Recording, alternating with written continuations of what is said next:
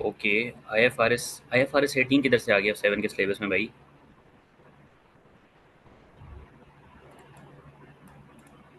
I F R S 18 F7 के इस दफ़ा के सिलेबस में है? नहीं है यार।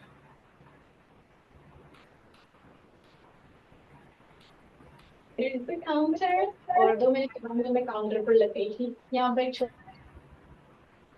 इंक्लूडेड है? अच्छा। Okay.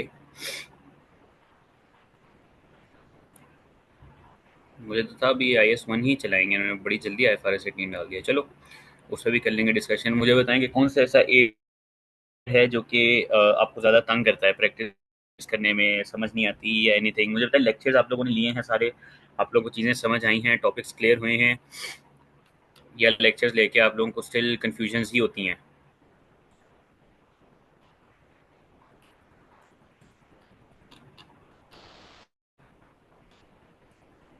Hmm. Commentary on the ratios, चलो ठीक है, रेशियोज का मैं आपको बता देता हूँ। Okay. Anything else that you want me to specifically include या incorporate in today's session?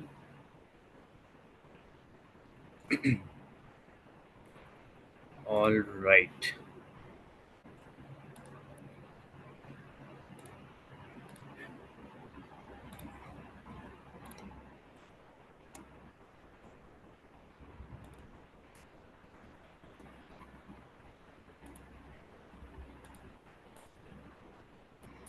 Guys मुझे बताइएगा अगर मेरी स्क्रीन जो है वो आप लोगों के साथ शेयर हो रही है।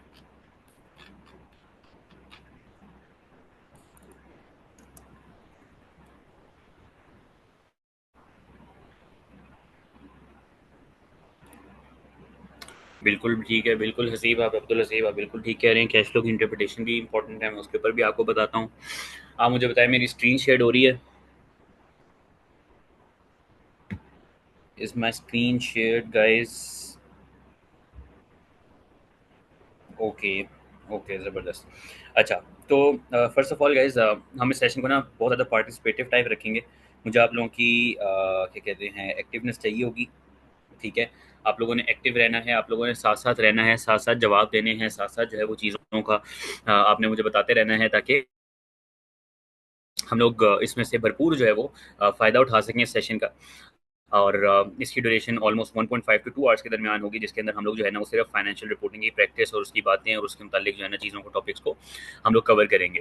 ठीक है, P2P का मतलब ही होता है प्रैक्टिस टू पास, क्योंकि ACC के अंदर देखें लेक्चर्स आप ने प्रोबेबली ले लिए।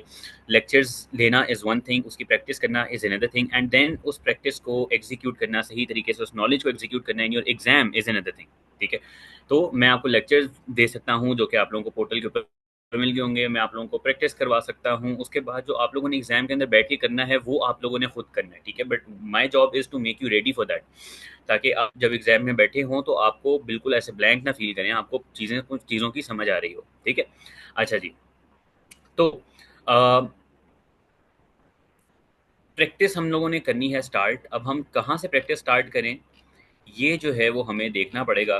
तो आप लोग मुझे बस सजेस्ट कर दें, अगर आप लोगों के जहन में कोई स्पेसिफिक, क्योंकि पहले हम सेक्शन ए OTs की जो है प्रैक्टिस करेंगे, तो आप लोग मुझे बताएं कि पहले जो है वो मैं कहाँ से प्रैक्टिस स्टार्ट करूँ। अगर आप लोगों के जहन में कोई स्पेसिफिक स्टैंडर्ड है तो आप लोग मुझे वो बता सकते हैं, अगर नहीं तो फिर हम रैंडम जो है वो प्रैक्टिस कर सकते हैं। आप लोग मुझे जल्दी से बताएं कि आप लोगों के जहन में कोई स्टैंडर्ड है स्पेसिफिक जिससे आप OTs प्रैक्टिस करना चाह रहे हैं, क्योंकि प्रैक्टिस क्लासेस के अंदर मोरलेस हमने IS16, IS40, IFRS 15, IFRS 16, IFRS 9, IS32, IS36, 37, 38, ये सारे स्टैंडर्ड्स हमने प्रैक्टिस क्लासेस में कवर किए हुए हैं OTs के हवाले से।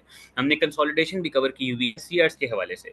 तो लेकिन अलबत्ता वो वीकली लाइव सेशंस अपलोडेड भी हैं, बल्कि आई थिंक रेशियो एनालिसिस या इंटरप्रिटेशन ऑफ फाइनेंशियल स्टेटमेंट्स की जो कमेंट्री है, दैट इज समथिंग जो कि अभी तक हमने प्रॉपरली इसको गो थ्रू नहीं किया। तो क्या हम उससे स्टार्ट करें या आप लोगों के जहन में कोई और स्टैंडर्ड्स हैं? जल्दी से आप लोग रिप्लाई करें चैट बॉक्स में, ताकि फिर हम इसको प्रॉपरली स्टार्ट कर सकें।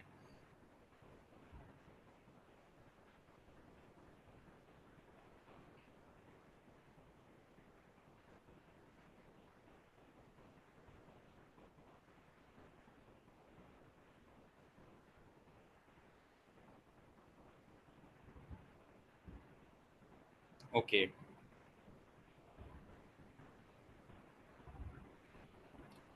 ओके, ठीक हो गया। चलें जी, हम रेशोज़ को भी देखते हैं, हम IS 38 को भी देखते हैं। IS 38 की अब्दुल हसीब वैसे प्रैक्टिस क्लास अपलोडेड है, आप उससे लाज़मी एक दफ़ा देखना। हफ़ीफ़ा IFRS 16 एंड IFRS 9 के ऊपर बड़ी डिटेल्ड में प्रैक्टिस क्लासेस आपके पोर्टल के ऊपर लाइव वीकली लाइव सेशंस के टैब के अंदर जो है वो अवेलेबल होगी। बल्कि let me just give me a second, I will check कि वो एग्जैक्टली कहाँ पे शो हो रही होगी। बाय द वे, आप लोगों ने जो है ना वो टेस्ट्स भी लाजमी लेने हैं जो कि पोर्टल के ऊपर अपलोडेड है। अच्छा, ये देखें जी, मैं आपके साथ स्क्रीन शेयर कर रहा हूँ। ये आप लोग यहाँ पे आएंगे ना अपने पोर्टल के अंदर, ठीक है? तो इसके अंदर ये जो वीकली लाइव सेशंस है ना, सॉरी, ये जो लाइव सेशंस हैं, week 1 and 2, week 3 recorded practice session, इसके अंदर जो है ना, ये देखें वीक 3 के अंदर ये सारे स्टैंडर्ड जो हैं ये इस प्रैक्टिस क्लास के अंदर, इस लाइव सेशन के अंदर कवर्ड होंगे, ठीक है? फिर ये 1.5 घंटे का एक सेशन है, इसके अंदर भी जो है ना वो सारे ये वाले स्टैंडर्ड्स भी कवर्ड होंगे, ये वाले स्टैंडर्ड्स भी कवर्ड होंगे। तो आप इनको एक दफ़ा लाजमी जो है वो गो थ्रू कीजिएगा, ठीक है? उसके बाद कंसोलिडेशन की भी रिकॉर्डेड प्रैक्टिस सेशन यहाँ पे अवेलेबल है। आप ये सारी जो है वो एक दफ़ा गो थ्रू कीजिएगा ताकि पहले आप ये सब कुछ देख लें। उसके बाद जो ये सेशंस है ये एडिशनल है सारी, तो ये सारी चीज़ें जो है ना ये लाजमी है। तो इनको आप जो है वो लाजमी एक दफ़ा गो थ्रू कर लीजिएगा, ठीक है? अच्छा जी, अब हम चलते हैं अपनी किट की तरफ। ये रही हमारी किट, और हम चलते हैं सीधा रेशियो एनालिसिस के क्वेश्चंस के ऊपर। Let me check ratio analysis का क्वेश्चन किधर है। अच्छा, बाय द वे, मुझे जो है ना कभी भी ये पीडीएफ वाली जो किट है ना ये कभी इतनी सूट नहीं की। मैं हमेशा से जो है ना वो फिजिकल किट का फ़ैन होता था, और मैं पूरी पूरी किट अपने पास रखता था साइड टेबल के ऊपर और वो सॉल्व करता था। पीडीएफ से मुझे सॉल्व करना ना मज़ा नहीं आता था, लेकिन खैर एनीवेज अब दुनिया ऐसा ऐसा डिजिटलाइज हो रही है। अच्छा जी, तो हम यहाँ पे चलते हैं और हम कोई भी एक रैंडम फाइनेंशियल स्टेटमेंट्स का क्वेश्चन खोल लेते हैं। This must be on page number 170। Okay, consolidation के चल रहे हैं 157, ठीक है। ओके। अच्छा, तो गाइज देखें, सबसे पहले तो मैं आपको बता दूं कि रेशो का क्वेश्चन आता कैसे है। दो तीन तरह की टाइप्स होती हैं। एक ये कि एक ही कंपनी की आपको 2 सालों की परफॉर्मेंस दी होगी, ठीक है, 2 सालों का डाटा दिया होगा, या दो कंपनीज का एक ही साल का डाटा दिया होगा। तो आपने उन दोनों को कंपेयर करना है, या तो दो कंपनीज के सेम पीरियड को कंपेयर करना है, या सेम कंपनी के दो पीरियड्स को कंपेयर करना है, या फिर एक कंपनी होगी जिसने दरमियान में मिड ऑफ द ईयर में कंसोलिडेशन की होगी दूसरी कंपनी के साथ, और फिर अब उसको कहेंगे कि भाई कंसोलिडेशन के बाद की रेशियोज कैलकुलेट करो, पहले की कैलकुलेट करो, बताओ कि क्या डिफरेंस है, क्या फर्क है, क्या चीज़ अच्छी है, क्या चीज़ अच्छी नहीं है, ठीक है? अच्छा, अब यहाँ पे फॉर एग्जांपल ये रैंडमली क्वेश्चन मैंने खोल लिया। Fitco and Sportico both operate in the sportswear sector, extracts from the draft financial statement for the companies for the year ended 31 December 20XO are as follows.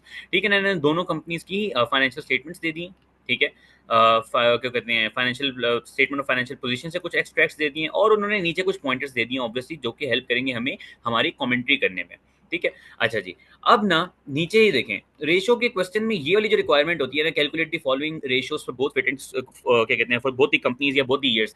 ये जो requirement होती है ना, ये बिल्कुल ऐसे एग्जामिनर आपको प्लेट में रख के नंबर देता है। यानी कि ये जो 6 मार्क्स है ना, मैं कहता हूँ कि इन 6 मार्क्स को टोटल मार्क्स से डिडक्ट कर दो। आपके 94 मार्क्स का एग्जाम है, उसमें से आपने 44 लेने हैं पास करने के लिए, क्योंकि ये 6 तो आपको मिलने ही मिलने हैं, ठीक है? प्लेट पे रखे हुए नंबर आपको मिलते हैं। क्यों? क्योंकि gross profit margin, operating profit margin, trade payables day, return on capital employed, gearing ratio, ये सारी वो रेशोज हैं जो कि आप बचपन से कैलकुलेट करते आ रहे हैं। आपने FA1 में कैलकुलेट की होंगी, आपने MA में कैलकुलेट की होंगी, आपने FMA में कैलकुलेट की होंगी, आपने FFA में कैलकुलेट की होंगी, आपने अगर F5 कर लिया उसमें कैलकुलेट की होंगी, आपने अगर F8 कर लिया उसमें कैलकुलेट की होंगी, अगर आपने F9 कर लिया उसमें कैलकुलेट की होंगी। यानी कि बात करने का मकसद ये है कि अगर आप इन रेशियोज को भी सही तरीके से कैलकुलेट नहीं करते, तो मेरे भाई, आप, क्या बोलूँ मैं, आप एग्जाम ही छोड़ दो आप, ठीक है? तो सबसे पहले तो ये कि अब ग्रॉस प्रॉफिट मार्जिन क्या होता है, ऑपरेटिंग प्रॉफिट मार्जिन क्या होता है, बताओ जरा यार, ग्रॉस प्रॉफिट मार्जिन बताओ, चलो यार अभी देख लेते हैं, जल्दी से बताओ चैट बॉक्स में, ग्रॉस प्रॉफिट मार्जिन कैसे कैलकुलेट करते हैं? ग्रॉस प्रॉफिट मार्जिन कैसे कैलकुलेट करते हैं?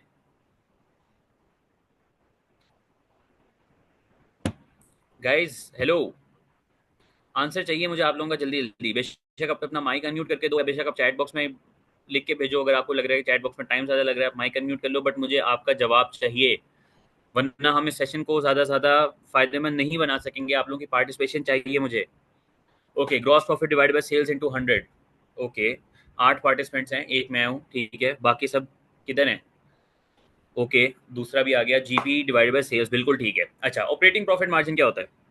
अच्छा खैर उसको छोड़ो, ट्रेड पेबल डेज कैसे कैलकुलेट होते हैं? ऑपरेटिंग प्रॉफिट मार्जिन तो चलो पता चल गया ना कि ऑपरेटिंग प्रॉफिट मार्जिन है, सिंपल सी बात है, ऑपरेटिंग प्रॉफिट को डिवाइड कर देंगे सेल्स के ऊपर, ठीक है। अब हम इस चीज पे बाद में आएंगे कि operating profit margin, gross profit margin, trade payables days, ये चीजें रिप्रेजेंट क्या करती हैं, ये चीजें क्या बताती हैं कंपनी के बारे में, ठीक है। ग्रॉस प्रॉफिट मार्जिन है तो वो क्या बताता है? अगर ग्रॉस प्रॉफिट मार्जिन 10% है, 12% है, तो ये क्या चीज रिप्रेजेंट कर रहा है, इस चीज पे हम बाद में आएंगे। पहले आप मुझे बताओ ट्रेड पेबल्स डेज कैसे कैलकुलेट होते हैं। Come on guys, come on, आप लोगों की पार्टिसिपेशन चाहिए मुझे, जितना ज्यादा पार्टिसिपेट करोगे उतना ज्यादा सेशन का फायदा होगा। बिलीव मी, पार्टिसिपेट नहीं करोगे कोई फायदा नहीं होगा, इसलिए please do let me know, how do you calculate trade payables days?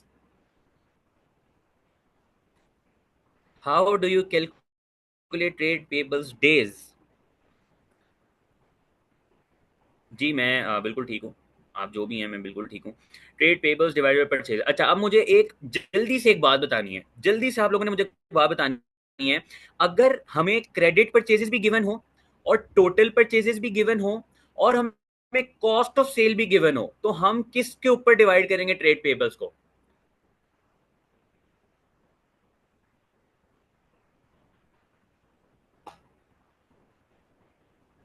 Sir cost of sales. अच्छा, अच्छा, अगर हमें क्रेडिट परचेज, देखो ट्रेड पेबल्स किससे रिलेटेड होती हैं? ट्रेड पेबल्स रिलेटेड ही किससे होती हैं? आपके क्रेडिट परचेजेस से, यानी कि वो परचेजेस जो आपने उधार पे किए हैं, आपका ट्रेड पेबल तभी रिकॉर्ड हो रहा है ना। परचेजेस फॉर एग्जांपल $100 की परचेजेस किए आपने पूरे साल में, अब हो सकता है उन 100 में से आपने $40 की परचेजेस आपने कैश पे की हो, $60 की परचेजेस आपने क्रेडिट पे की हो, उधार पे की हो। अब जो ट्रेड पेबल है वो उनका, उसका ताल्लुक $40 की कैश परचेजेस से तो नहीं है, उसका ताल्लुक तो सिर्फ $60 की क्रेडिट परचेजेस से है। लेकिन अगर अगर अगर वो आपको दोनों अलग अलग ना दे तो फिर आप सारा परचेजेस $100 की परचेजेस के ऊपर डिवाइड कर दोगे। और अगर वो आपको परचेजेस भी ना दे तब आप क्या करोगे? आप कॉस्ट ऑफ सेल के ऊपर उसको डिवाइड कर दोगे, ठीक है। अब वो हो सकता है क्या करे कि एग्जामिनर आपको उसमें क्या कहते हैं, कैलकुलेशन में आपको दोनों चीजें दे दे, आपको कैश परचेजेस अलग दे दे, वो आपको जो है ना वो अलग दे दे, क्रेडिट परचेजेस अलग दे दे। फिर आपको समझना है कि हम दोनों को टोटल करके डिवाइड करें, परचेजेस क्या कहते हैं, एज्यूम करें, या हम क्रेडिट परचेजेस के ऊपर डिवाइड करें, ठीक है। अच्छा, उसके बाद ग्रॉस प्रॉफिट मार्जिन आप लोगों को पता है बच्चों वाली रेशियो है कैलकुलेट करने की। ऑपरेटिंग प्रॉफिट मार्जिन जो है ना वो भी मतलब आप लोग बचपन से कैलकुलेट करते आ रहे हैं। प्लेट पे रख के आपको एग्जामिनर नंबर दे रहा है कि यार ये लो 6 नंबर ले लो, ये लो, ये 6 मार्क्स ले लो, और अगर आप वो भी नहीं ले रहे ना तो मतलब मैं कहता हूँ कि फिर क्या ही कर सकते हैं, ठीक है। जैसे हमारी कौम ने जो है, वो हमारी आवाम ने सियासतदानों को प्लेट में रख के दिए हुए ना मुल्क, तो वैसे ही आपको एग्जामिनर प्लेट में रख के दे रहा है कि भाई ये नंबर ले लो। अच्छा, अब हम बात करते हैं कि हमने इसकी कमेंट्री कैसे करनी है, क्योंकि हमें पता है रेशोज के क्वेश्चन में हमेशा क्या आता है कि पहले तो रेशोज कैलकुलेट करके दो और मुफ्त के नंबर ले लो, उसके बाद उन्हीं रेशोज के ऊपर कमेंट कर दो परफॉर्मेंस एंड पोजीशन के ऊपर, और भाई मजीद 14 नंबर ले लो। भाई इससे आसान सवाल, मैं कहता हूं इससे मजे का सवाल पूरी फाइनेंशियल रिपोर्टिंग में एग्जिस्ट ही नहीं करता। जी मैं बिल्कुल नजर नहीं आ रहा क्योंकि मेरा कैमरा ऑफ है। आप काइंडली जो है कैप्लन की किट के ऊपर फोकस करें, क्योंकि फाइनेंशियल रिपोर्टिंग का ये सेशन है, ये हुजैफा जमील का सेशन नहीं है। अच्छा जी, उसके बाद comment on the performance and position of both companies for the year ended 31 December 20x0, ठीक है। 14 मार्क्स की एक्सप्लेनेशन है, हमारे पास 5 रेशोज हैं, तो मोर और लेस हम कह सकते हैं कि हमारे पास पर रेशो हमारा क्या कहते हैं 5 मार्क्स, सॉरी 3 मार्क्स पर रेशो होंगे, और फिर 2 कंपनीज हैं तो 1.5 मार्क पर रेशो पर कंपनी हम एज्यूम कर सकते हैं। ऐसा होना जरूरी नहीं है, हो सकता है जीपीएम ओपीएम का 1-1 मार्क हो पर कंपनी पर रेशो, हो सकते हैं कि गेयरिंग के 2-2 मार्क्स हो पर कंपनी पर रेशो, ठीक है। लेकिन मोर और लेस हम एज्यूम कर सकते हैं कि हमें इस तरीके से अपना क्वेश्चन करना है कि क्या कहते हैं हमारा जो सेशन है वो, सॉरी हमारा जो हमारे जो क्या कहते हैं मार्क्स हैं वो डिस्ट्रीब्यूट हो जाएं ओवर द रेशियो, हमें पता हो कि हमने किसी एक रेशियो पे कोई बहुत ज्यादा टाइम जो है वो स्पेंड नहीं करना। 1 मिनट मुझे दीजिएगा बस।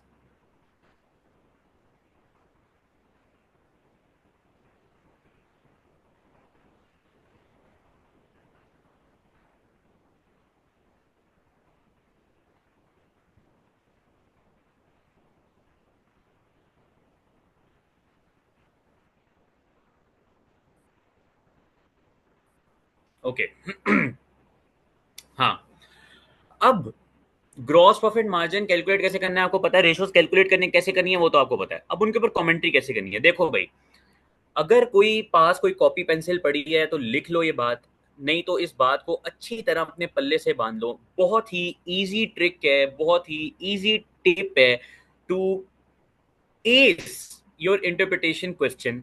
आपने रेशियोज के ऊपर जब भी कमेंट करना है ना, अब मेरी बात गौर से सुननी है, ठीक है? मैं बल्कि ना एक एक्सेल की शीट मुझे खोलना है, मुझे एक एक्सेल की शीट खोलने दें।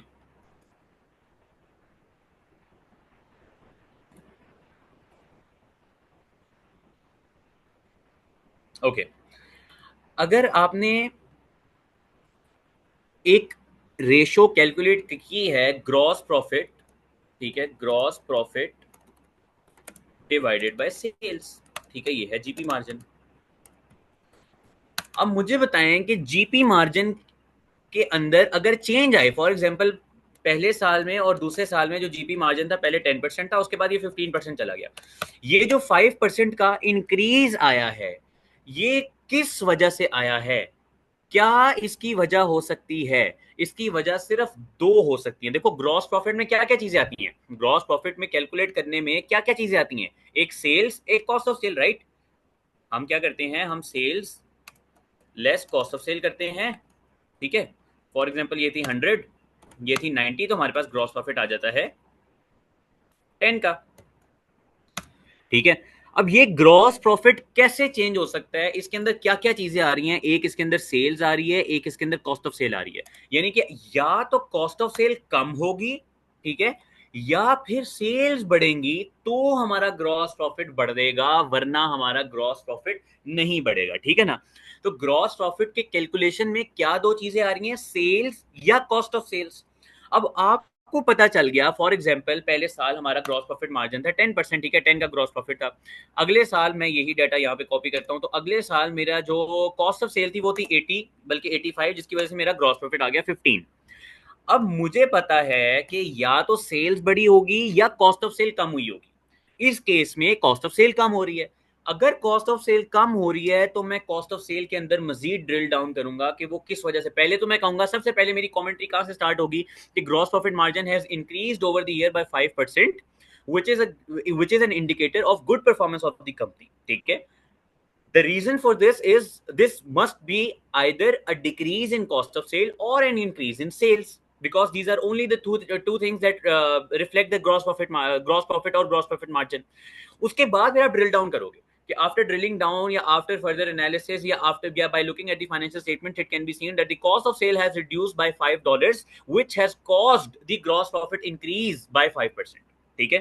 अब कॉस्ट ऑफ सेल क्यों डिक्रीज हुई है, उसके अंदर फिर मजीद चीजें होंगी। वो पॉइंटर्स हमें कहां से मिलते हैं? वो पॉइंटर्स हमें मिलते हैं हमारी नोट से। यस, ऑब्वियसली वॉल्यूम से इफेक्ट नहीं होता, वॉल्यूम से इफेक्ट नहीं होता एज सच। अच्छा जी, ये रही हमारी किट।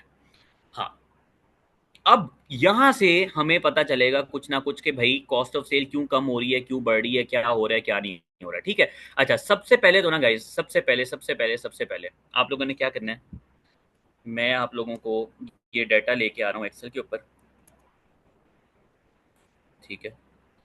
आप लोगों ने सबसे पहले जो है ना वो मुझे रेशियोज कैलकुलेट करके देनी है। कैलकुलेटर्स अपने हाथ में पकड़े, जब भी मेरे सेशन में आएंगे कैलकुलेटर्स अपने हाथों में पकड़े होने चाहिए, या आसपास एटलीस्ट पड़े होने चाहिए। अच्छा, ग्रॉस प्रॉफिट मार्जिन हमें पता है, gross profit divided by sales, ठीक है? हमें पता है कि हमारा जो ऑपरेटिंग प्रॉफिट मार्जिन है वो होता है operating profit divided by sales, यानी कि profit from operations divided by sales. Trade payables days हमें पता है कि भाई trade payables divided by purchases नहीं है तो कॉस्ट ऑफ सेल इंटू 365, ठीक है? रिटर्न ऑन कैपिटल एम्प्लॉयड हमें पता है कि हम अपने पीबीआईटी यानी कि ऑपरेशनल प्रॉफिट को डिवाइड कर देते हैं टोटल इक्विटी के ऊपर, ठीक है ना, या कैपिटल एम्प्लॉयड के ऊपर, यानी कि कैपिटल एम्प्लॉयड पता नहीं क्या होता है। हाँ, अच्छा, उसके बाद जो गेयरिंग है उसने कह दिया कि डेट को सिंपल डिवाइड कर देना इक्विटी के ऊपर, तो हम क्या करेंगे, डेट को इक्विटी के ऊपर डिवाइड कर देंगे, ठीक है? जस्ट गिव मी 1 सेकेंड, आप लोगों ने दोनों कंपनीज की ये रेशियोज कैलकुलेट करके देनी है मुझे, जल्दी से 5 मिनट है गाइज आप लोगों के पास। 5 मिनट होने नहीं चाहिए, लेकिन चलो फिर भी मैं 5 मिनट दे रहा हूँ। 5 मिनट है आप लोगों के पास।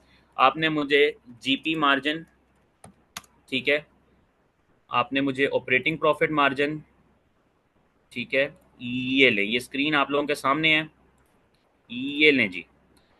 आपने मुझे जीपी मार्जिन कैलकुलेट करके देना है, आपने मुझे ओपी मार्जिन कैलकुलेट करके देना है, आपने मुझे ट्रेड पेबल डेज कैलकुलेट करके देने हैं, आप लोगों ने आरओसी कैलकुलेट करनी है, आप लोगों ने गेयरिंग कैलकुलेट करनी है। गेयरिंग में दो फार्मूलाज हमें पता है होते हैं, debt divide by debt plus equity या डेट डिवाइड बाय इक्विटी, तो उसने खुद कह दिया डेट डिवाइड बाय इक्विटी, ठीक है। ये रेशियोज आपने कैलकुलेट करके देनी है। आप लोगों के पास फिट को भी है, आप लोगों के पास स्पोर्टी को भी है, ठीक है, और आप लोगों के पास 5 मिनट भी हैं। तो जल्दी से ये रेशोज मुझे कैलकुलेट करके दें ताकि हम फिर अपने इस क्वेश्चन को आगे बढ़ाएं, ठीक है।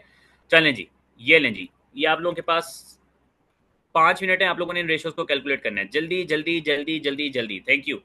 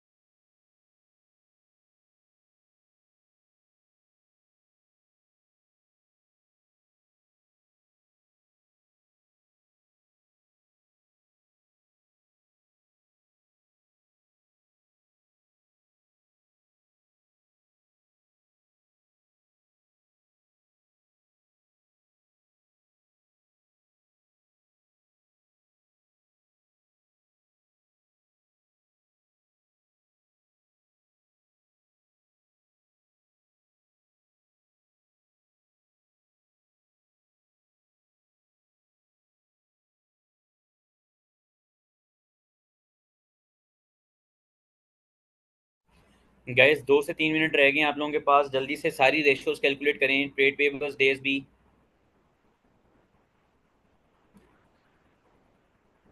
कैपिटल एम्प्लॉयड का फॉर्मूला होता है total equity plus non current liabilities, total equity plus non current liabilities.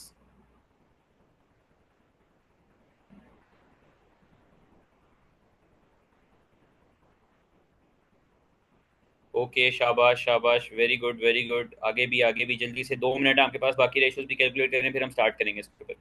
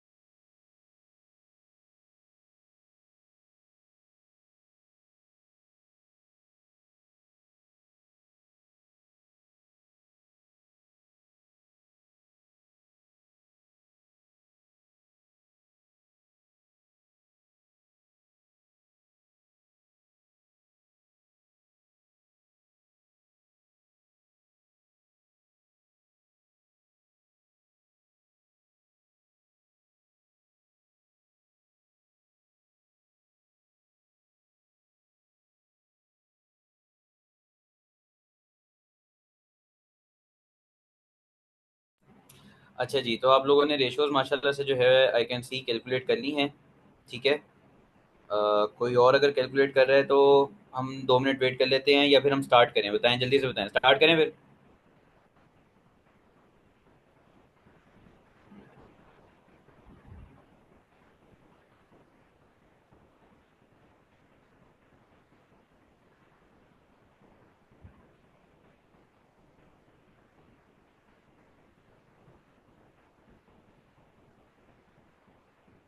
Okay, ज़बरदस्त ज़बरदस्त, गुड जॉब गाइस। आप लोगों ने जो रेशियोज कैलकुलेट किए हैं वो आप लोगों ने इंशाल्लाह बिल्कुल ठीक कैलकुलेट किए हैं, ठीक है।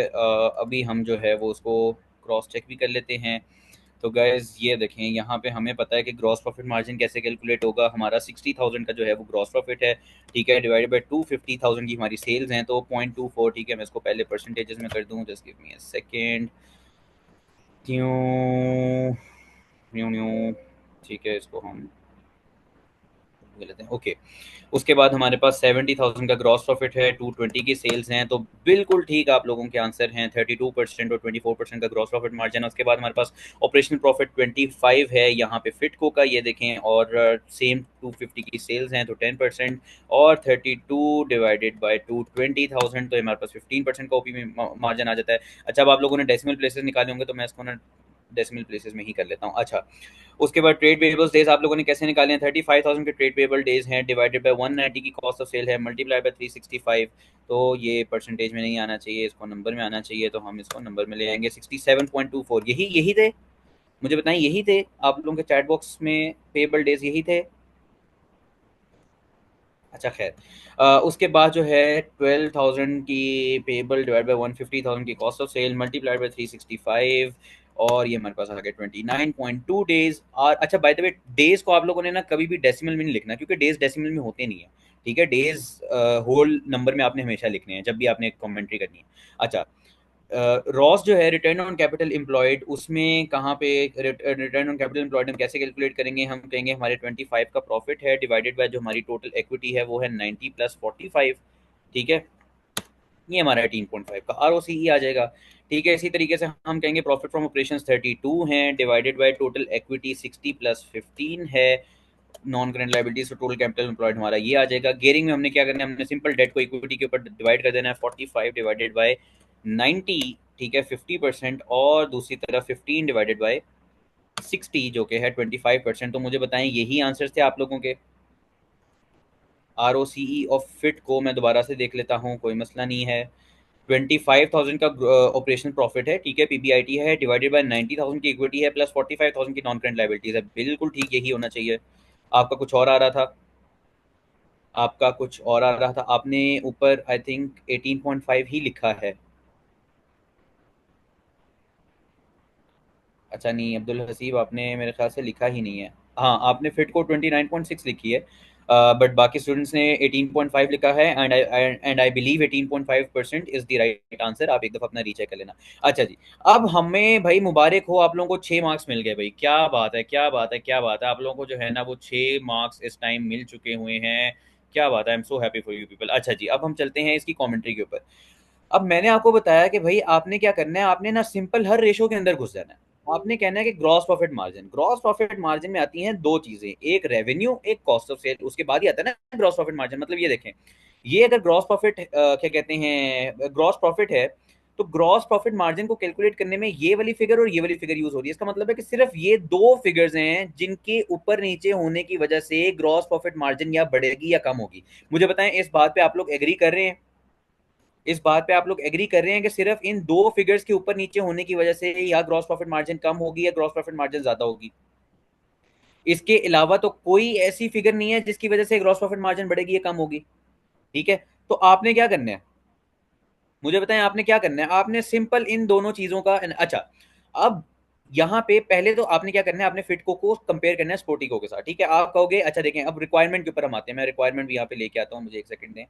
रिक्वायरमेंट क्या है जी? रिक्वायरमेंट हमेशा वो कहेगा जी, comment on the performance and position of both companies for the year ended 31 December 2020। अच्छा जी, अब परफॉर्मेंस क्या होती है, पोजीशन क्या होती है? मुझे बताएं कौन सी स्टेटमेंट है दो स्टेटमेंट्स हैं हमारे पास, एक हमारे पास जिसकी हम बात कर रहे हैं, एक है हमारे पास स्टेटमेंट ऑफ कॉम्प्रिहेंसिव इनकम, एक है हमारे पास स्टेटमेंट ऑफ फाइनेंशियल पोजीशन। इन दो स्टेटमेंट में से कौन सी स्टेटमेंट से हमें परफॉर्मेंस का पता चलता है और कौन सी स्टेटमेंट से हमें पोजीशन का पता चलता है? जल्दी से बताएं जरा, जल्दी से कौन सी स्टेटमेंट हमें पोजीशन का बताती है, कौन सी स्टेटमेंट हमें, बिल्कुल ठीक है, बिल्कुल ठीक है, एसओएफपी पोजीशन, परफेक्ट परफेक्ट परफेक्ट। ठीक है, एसओएफपी स्टेटमेंट ऑफ फाइनेंशियल पोजीशन, ठीक है, ये बताती है हमें फाइनेंशियल पोजीशन और ये हमें बताता है performance, financial performance for the period. ठीक है जनाब, एक सेकंड ने मैं इसको पकड़ के ना, हाँ अच्छा जी। अब अब हमें पता है कि अगर वो हमसे कहे ना कि हमें फाइनेंशियल परफॉर्मेंस के बारे में बताओ, तो हमने उसको बताना है उन रेशियोज के बारे में जो कि स्टेटमेंट ऑफ कॉम्प्रिहेंसिव इनकम से ताल्लुक रखती हैं, जैसे कि ग्रॉस प्रॉफिट मार्जिन, जैसे कि ऑपरेटिंग प्रॉफिट मार्जिन, ठीक है, जैसे कि रिटर्न ऑन कैपिटल एम्प्लॉयड, ठीक है, ये रिटर्न की बात हो रही है, रिटर्न को मेजर कर रहा है। लेकिन अगर मैं बात करूं ट्रेड पेबल डेज की, तो ये एक ऐसी चीज है जो स्टेटमेंट ऑफ फाइनेंशियल पोजीशन से ताल्लुक रखती है। ठीक है, मतलब कि ट्रेड पेबल्स के बारे में बता दिया, ट्रेड पेबल्स कहाँ पे होते हैं, ट्रेड पेबल्स होते हैं स्टेटमेंट ऑफ फाइनेंशियल पोजीशन में।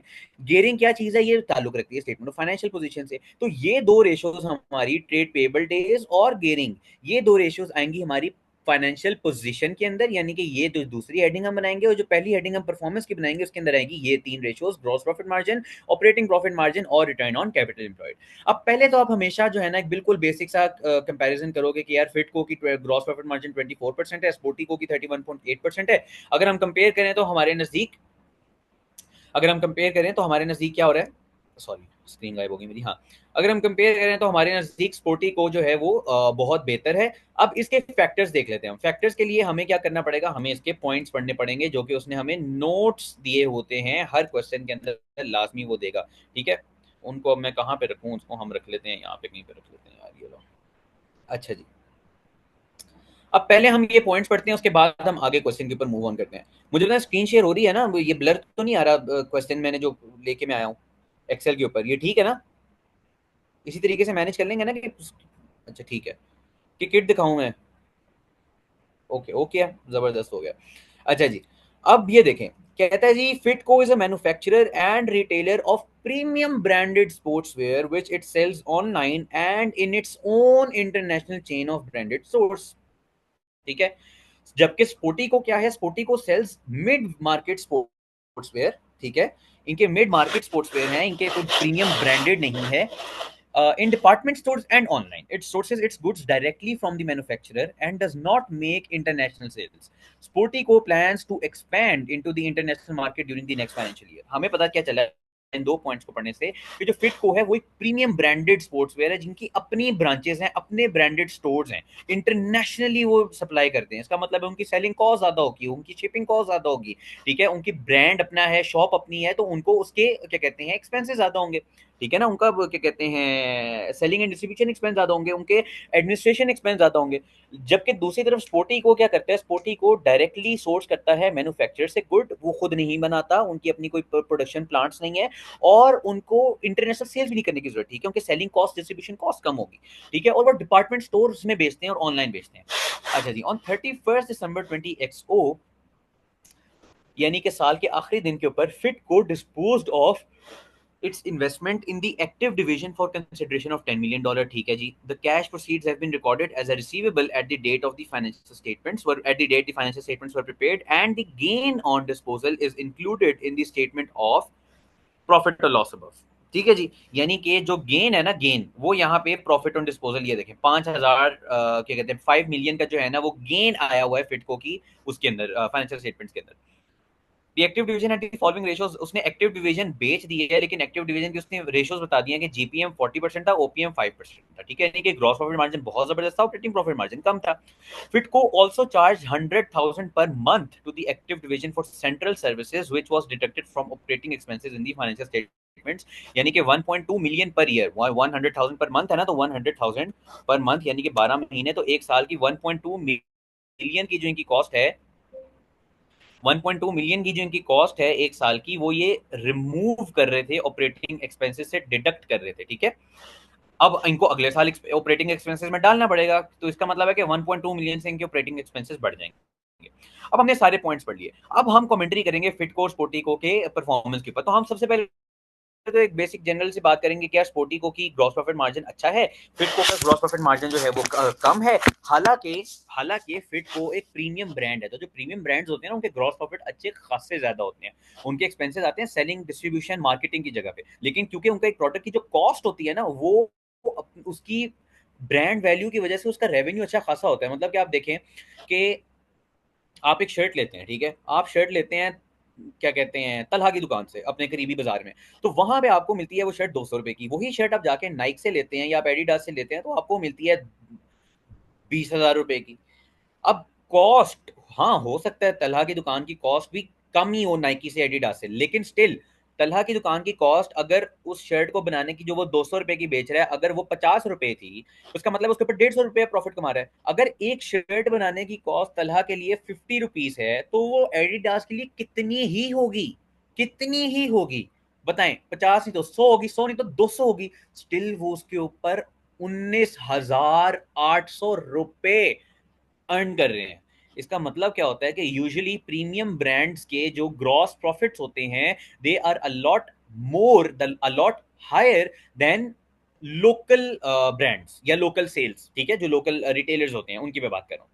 तो लेकिन यहां पे तो केस उल्टा हो गया, फिट को 24% है, स्पोर्टी को 31.8% है। तो इससे हमें एक इंडिकेटर ये मिलता है, हम इस बात को डिस्कस कर सकते हैं अपनी कमेंट्री लिखते हुए कि फिट को की परफॉर्मेंस उतनी अच्छी है नहीं जितनी अच्छी उनकी होनी चाहिए, क्योंकि they are a premium brand and they must be, their gross profit margin must be higher than Sportico as it is a local retailer.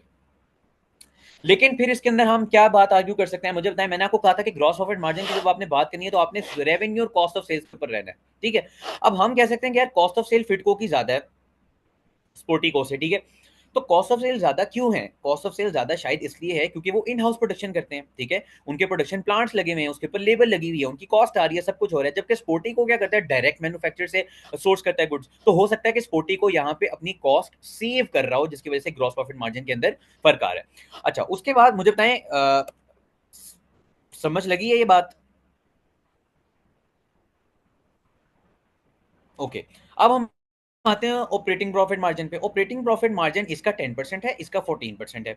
अच्छा, अब हमने एक बात यहाँ पे नोट करनी है। देखें, जब ऑपरेटिंग प्रॉफिट मार्जिन की बात हो रही है ना तो उसका मतलब है कि जो प्रॉफिट फ्रॉम ऑपरेशंस है ना, इसके ऊपर जितनी चीजें हैं इन सबको हमने अंडर कंसिडरेशन लेना है। अब हमें ये तो पता चल गया कि ग्रॉस प्रॉफिट ऑलरेडी फिटको का कम है स्पोर्टिको से, तो पहली रीजन तो हम ये लिखेंगे कि ऑपरेटिंग प्रॉफिट मार्जिन का कम होना की वजह, एक वजह ये है कि ग्रॉस प्रॉफिट मार्जिन का जो कम होना है वो ऑलरेडी नीचे फीड डाउन हो रहा है, ठीक है ना, कि वो कैरी डाउन हो रहा है कि ग्रॉस प्रॉफिट मार्जिन फिटको का स्पोर्टिको से कम था। तो वही चीज अगर देखे, ग्रॉस प्रॉफिट मार्जिन 24% और स्पोर्टिको का 31.8% है ना, ऑपरेटिंग प्रॉफिट चाहे बिल्कुल सेम रहे, operating expenses, sorry operating expenses देखें कोई ज्यादा फर्क नहीं है, इसके 40 इसके 38 है, ये अगर बिल्कुल सेम रहे तब भी फिटको का gross profit operating profit margin कम आएगा। क्यों? क्योंकि ग्रॉस प्रॉफिट कम है। ऑपरेटिंग प्रॉफिट में ऑपरेटिंग एक्सपेंसेस तो आ रहे हैं लेकिन साथ ही साथ ग्रॉस प्रॉफिट भी आ रहा है, यानी कि रेवेन्यू और कॉस्ट ऑफ सेल का बढ़ना कम होना भी ऑपरेटिंग प्रॉफिट मार्जिन को हिट करता है, ठीक है। क्यों? क्योंकि वो ऊपर तो है ही उसके। अच्छा, अब हमने क्या करना है, ऑपरेटिंग प्रॉफिट मार्जिन की बात हो रही है तो हमने इस प्रॉफिट फ्रॉम ऑपरेशन से ऊपर जितनी चीजें उन सब के ऊपर हमने इवैल्यूएट करना है। हमने ग्रॉस प्रॉफिट तक तो हमने उसको बता दिया, हमने उसको एक सीधी रीजन दे दी कि ग्रॉस प्रॉफिट मार्जिन क्योंकि जो है ना वो इसका कम है इसका ज्यादा है, तो इसका मतलब ये है कि भाई वो नीचे ऑपरेटिंग प्रॉफिट मार्जिन भी फीड डाउन हो रहा है, कैरी डाउन हो रहा है, वही इफेक्ट जिसकी वजह से फिटको का स्पोर्टिको से कम है। अब उसके बाद हम एडिशनल चीजों के ऊपर बात करना शुरू कर देंगे।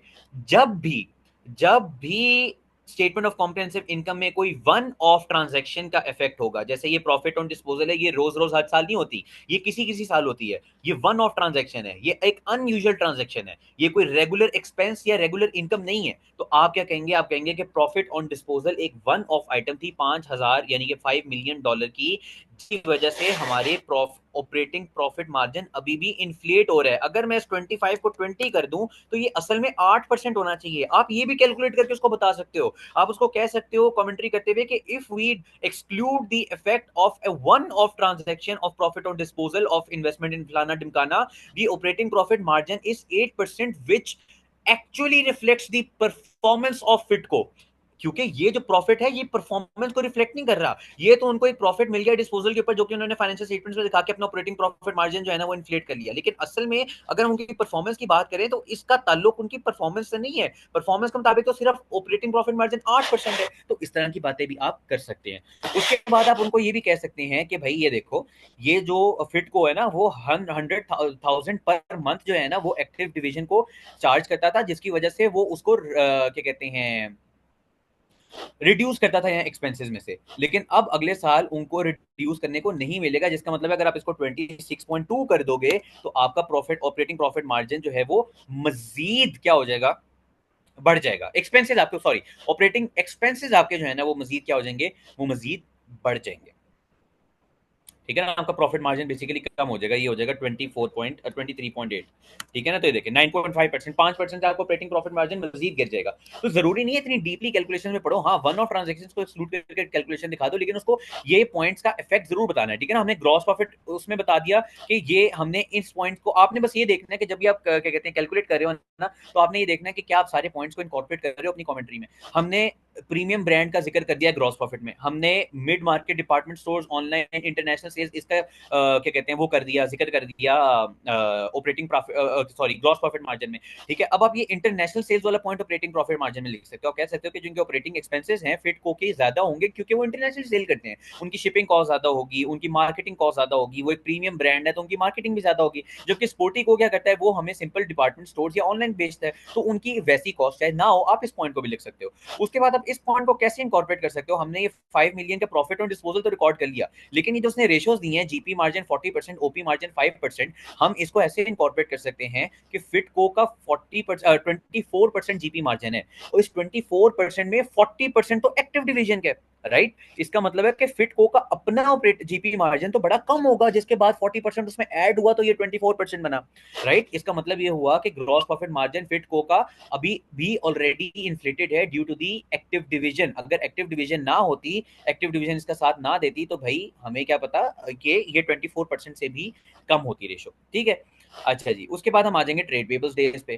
ट्रेड पेबल डेज पे हमें पता है कि ये 35,000 हमारे ट्रेड पेबल्स है। डेज 67 डेज का मतलब है कि हमें बहुत ज्यादा टाइम लग रहा है एज कम्पेयर टू स्पोर्टी को अपनी फाइनेंस क्या कहते हैं, क्या सॉरी पेबल्स को पे करने के लिए।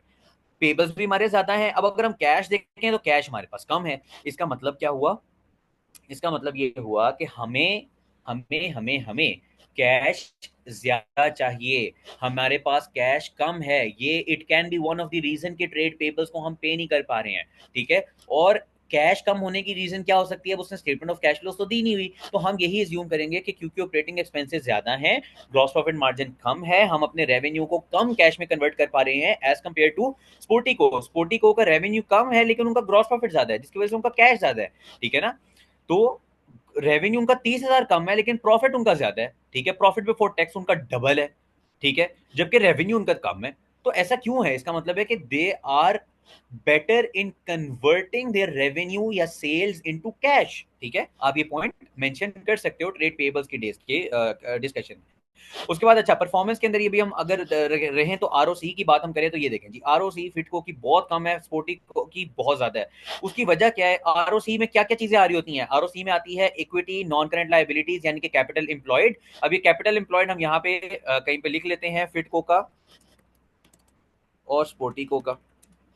ठीक है, फिटको का कैपिटल एम्प्लॉयड है 90 प्लस 45, स्पोर्टिको है का है 60 प्लस 15। अच्छा, अब हम यहाँ पे कह सकते हैं कि भाई इसका मेजर फर्क ये है क्योंकि रिटर्न 25,000 टू 32,000 इसमें इतना ज्यादा फर्क नहीं है जितना कैपिटल एम्प्लॉयड में है। ठीक है, रिटर्न ऑन कैपिटल एम्प्लॉयड में क्या क्या चीजें आती हैं, ऑपरेटिंग प्रॉफिट जिसको हम ऑलरेडी ऑपरेटिंग प्रॉफिट में डिस्कस कर चुके हैं, एंड कैपिटल एम्प्लॉयड जिसको अभी हमने डिस्कस नहीं किया। तो अब हम क्या कहेंगे, हम कहेंगे कि फिटको की तो लाइबिलिटीज ही बड़ी ज्यादा है, 45,000 नॉन करंट लाइबिलिटीज हैं इनकी, जबकि स्पोर्टिको की 15,000 है, यानी कि उससे 3 गुना ज्यादा है।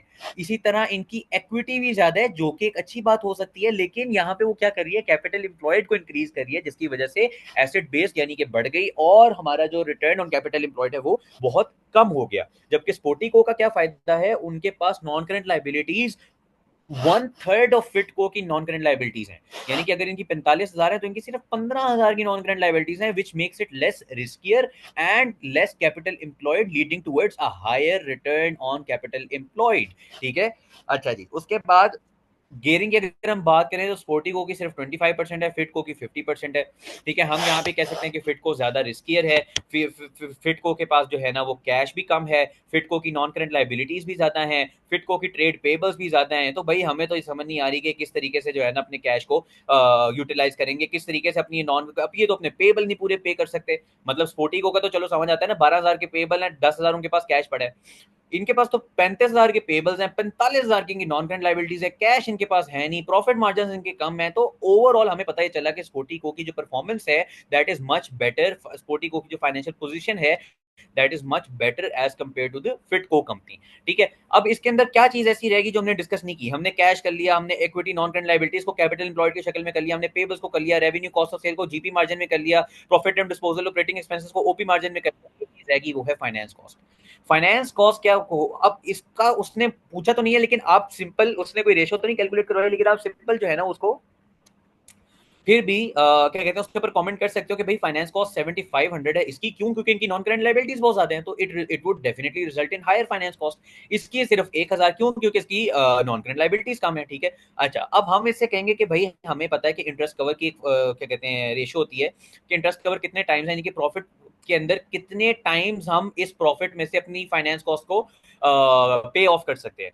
तो 7500 का मतलब है कि 25,000, यानी कि हमको 3-4 दफा तो अपने प्रॉफिट में से फाइनेंस कॉस्ट को पे कर सकते हैं, लेकिन स्पोर्टी को 32 टाइम्स अपनी फाइनेंस कॉस्ट को पे कर सकते हैं। इसका मतलब है कि स्पोर्टी को यहाँ पे फाइनेंस कॉस्ट के हवाले से, इंटरेस्ट कवर के लिहाज से बहुत आगे है फिटको से। मुझे बताएं कि आप लोगों को समझ आई कि किस तरीके से कमेंट्री करनी है, किस तरीके से सवाल को एनालाइज करना है? बिल्कुल ये भी लिख सकते हैं आप कि फिटको पर लोग भरोसा ज्यादा करते हैं, लेकिन लेकिन लेकिन आपने ये भी तो देखना है कि वो क्या उनके पास रीपे करने की कैपेबिलिटी है, उनके पास क्या इतना कैश या इतने प्रॉफिट्स हैं कि वो रीपे कर सकें।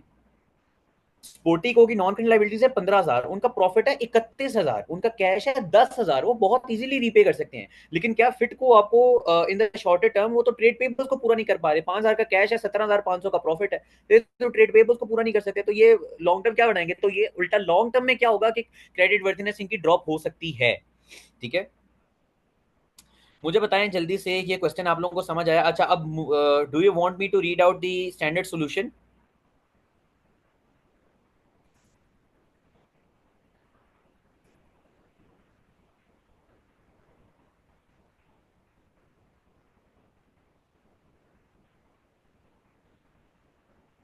Okay okay okay okay, give me 1 second.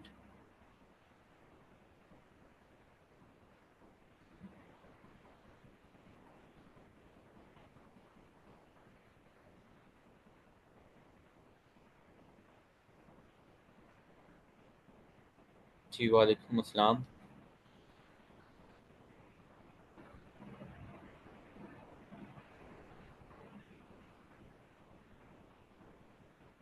Consolidation का जो है ना वो पोर्टल के ऊपर पूरी बड़ी डिटेल में एक स्पेशल क्लास पड़ी हुई है, आप लोग वहाँ से जाके देख सकते हैं। और उसके अलावा जो है ना कंसोलिडेशन का लास्ट अटेम्प्ट का जो P2P सेशन है जून का, यूट्यूब के ऊपर वो अवेलेबल होगा। बल्कि आप मुझे 1 मिनट दें तो मैं आप लोगों को वो दिखा भी देता हूँ। आप लोगों ने वो लाजमी ले लेना है, नियर पियर ACCA। ये देखें गाइस, आप लोगों के साथ मैं स्क्रीन शेयर करता हूँ। ये आप लोग ACC ऑनलाइन में नियर पे के उस पे चैनल पे जाएंगे ना, यहाँ पे लाइव वाले सेक्शन में आइएगा। लाइव वाले सेक्शन में आएंगे ना तो ये जून अटेम्प्ट के 2 P2P सेशंस जो है ना वो अपलोडेड है। ठीक है, इसमें ये जो लेटेस्ट वाला है ना, एक ये होगा, ये आप देख सकते हैं थंबनेल के ऊपर 30th में आ रहा है, और एक ये 31st में आ रहा है। आपने इसको कैलकुलेट, इसको आपने जो है ना वो ओपन करना है। ठीक है, तो आपके सामने एक आ जाएगा ऐड, इसको आपने कर देना है पूरे 5 मिनट के बाद। ठीक है, और अगर आपका नेट तंग करेगा तो ये ऐड स्टक भी हो जाएगा। तो 1 सेकेंड गाइज, सॉरी गाइज। ओहो, हाँ, ओके, आपने ऐड करना है स्किप। ठीक है, तो आपने उसके बाद जब ये सेशन आप प्ले करेंगे तो आप इसमें देखेंगे ना कुछ दरमियान में जाके कोई यहाँ से 50 1 घंटे के बाद, हाँ, 1 घंटा 3 मिनट के बाद यहाँ पे एक मैंने फुल फ्लेज क्वेश्चन रनर को एंड जॉगर को का कंसोलिडेशन इनका स्टेप बाय स्टेप बिल्कुल ऐसे कि जैसे मैं एक स्टूडेंट हूँ और मैं एग्जाम में बैठा हुआ हूँ और मैं एक क्वेश्चन सॉल्व कर रहा हूँ कंसोलिडेशन का, ठीक है, बिल्कुल इस तरह से मैंने पूरा कंसोलिडेशन का क्वेश्चन 1 घंटा लगा के सॉल्व कराया, एक एक वर्किंग एक एक एंट्री को पढ़ के मैंने सारा कुछ सॉल्व कराया। तो ये आप लोगों ने जो है ना वो यहाँ से लाजमी देखना है ताकि आपकी कंसोलिडेशन की प्रैक्टिस भी हो जाए। इसके अलावा नियर पियर के पोर्टल के ऊपर भी आप लोगों को जो है वो वीकली लाइव सेशन के अंदर कंसोलिडेशन का पूरा लेक्चर मिल जाएगा, तो आप लोग वहां से भी देख सकते हैं।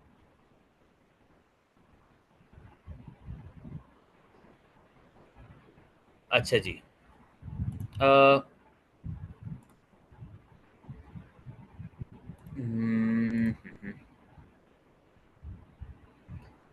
let me share the screen right now.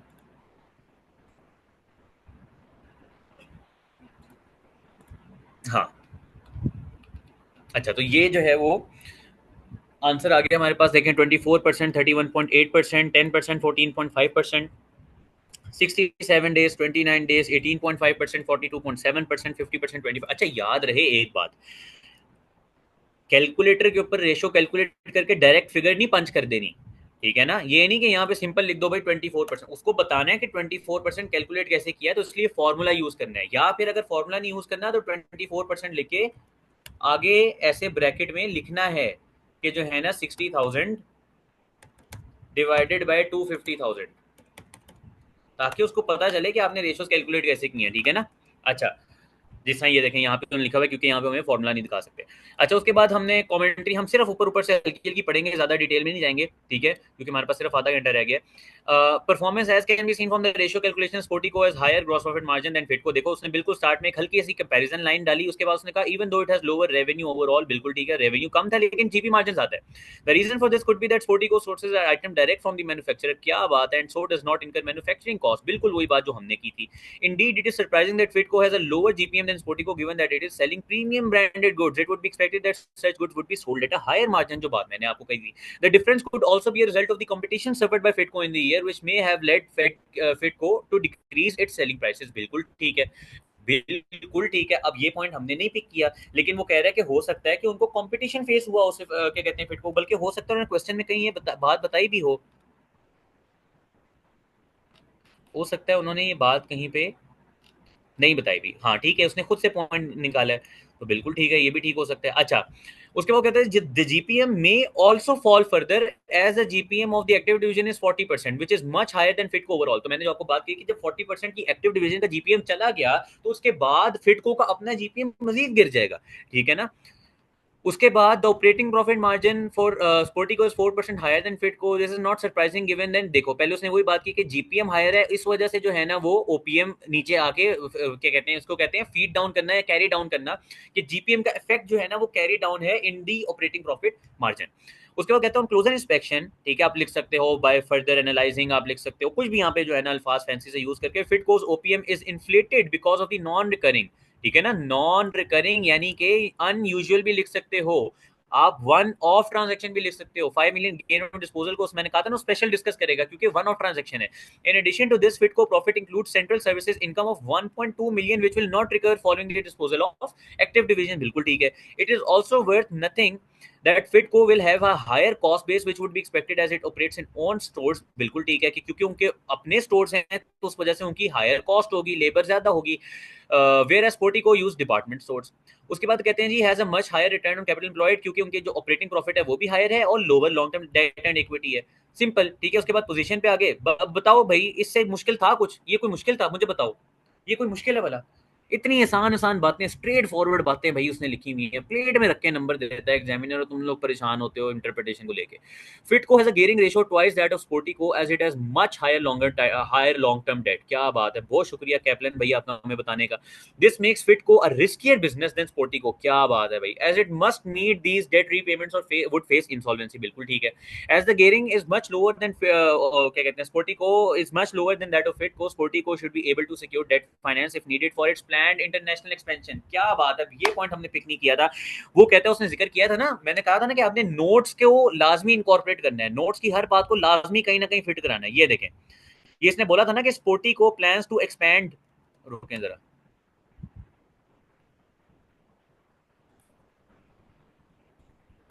ये देखें, ये उसने बोला था ना कि Sportico plans to expand into the international market during the next financial year. तो उसने इस बात को जो है ना वो बीच में इनकॉर्पोरेट कर दिया कि भाई क्योंकि स्पोर्टी को के लॉन्ग टर्म डेट्स कम है, उनकी परफॉर्मेंस अच्छी है, it will be easier.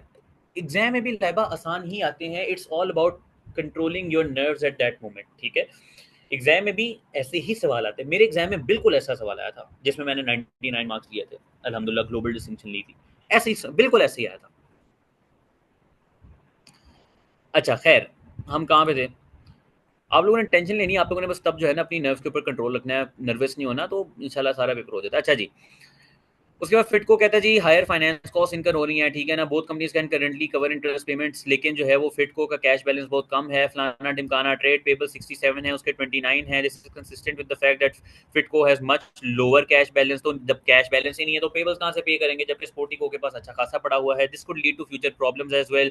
Conclusion क्या है जी कि overall it would appear that Sportico is in a better financial position than Fitco as it is more profitable, has lower debt, and should be able to access additional resources for its planned expansion. मुझे बताएं, क्या आपको ये question अच्छी तरह समझ आ गया? क्या आप अब इतने कॉन्फिडेंट हैं कि अगर ऐसा क्वेश्चन एग्जाम में आ जाए तो क्या आप लोग आराम से सॉल्व कर लेंगे? बताएं ज़रा मुझे। फिर हम जो है ना वो बस 5 मिनट की एक ब्रेक लेंगे, उसके बाद हम मूव ऑन करेंगे ओटीज की प्रैक्टिस के ऊपर, जो कि आप लोग करेंगे। इसलिए अगर आप लोगों ने अभी तक कैलकुलेटर नहीं पकड़े तो भाई कैलकुलेटर्स हाथों में पकड़ लें, ठीक है। कोई कॉपी पेंसिल अगर साथ रखना है तो रख लें, या एक्सेल की शीट खोल लें, whatever you're comfortable but after 5 minutes we will start practising OTs, जिसके अंदर आप लोग जो है वो मुझे क्वेश्चन सॉल्व कर करके बताएंगे और मैं आप लोगों को हेल्प आउट करूंगा, ठीक है। तो let's meet after a short 5 minute break.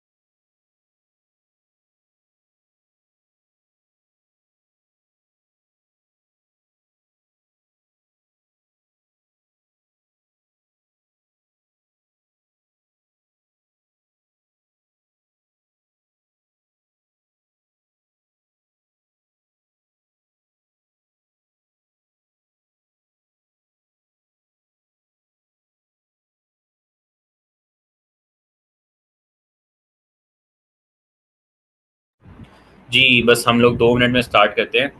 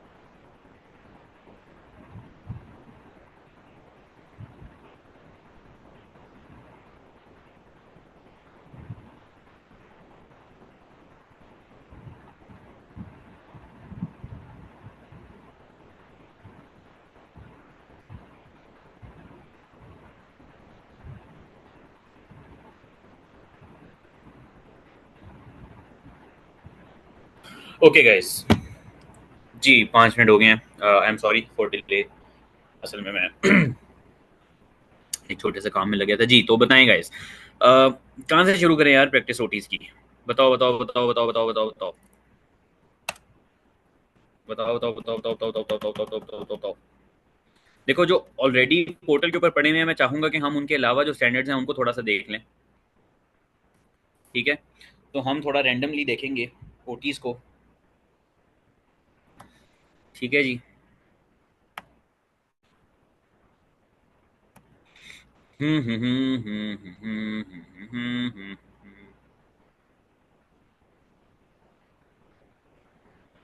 ये 69 क्वेश्चन जरा देखो और इसका मुझे जवाब दो।